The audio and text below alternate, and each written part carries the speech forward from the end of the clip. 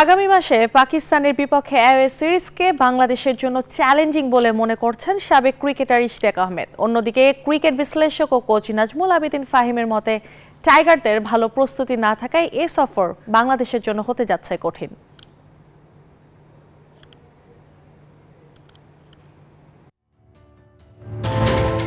এবছরের এপ্রিলে শ্রীলঙ্কার বিপক্ষে সবশেষ টেস্ট সিরিজ খেলেছিল বাংলাদেশ দল। এরপর সাদা পোশাকে আর মাঠে নামেনি টাইগাররা। আইসিসির টেস্ট চ্যাম্পিয়নশিপের অংশ হিসাবে আগামী মাসে পাকিস্তানের বিপক্ষে অ্যাওয়ে সিরিজ খেলবে লাল সবুজের প্রতিনিধিরা।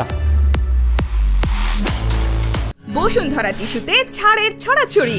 বসুন্ধরা টিস্যু নিয়ে এলো নিশ্চিত ছাড়। এ সফরে দুটি টেস্ট ম্যাচ খেলবে শান্ত বাহিনী, যা গড়াবে রাওয়ালপিন্ডি ও করাচিতে।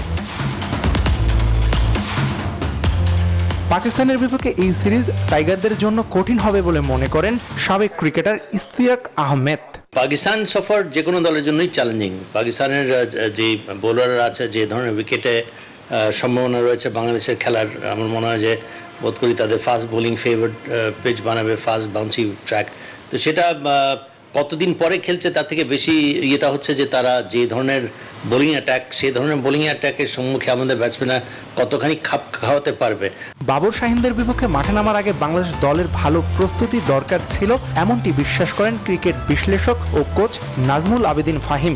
বেশ কিছুদিন ওই ধরনের ফর্মেটে খেলার মধ্যে নাই। আমরা টি20 নিয়ে ব্যস্ত ছিলাম কলকাতা, এবং তার আগে লম্বা সময় ধরে ক্রিকেটের বাইরে আছি আমরা।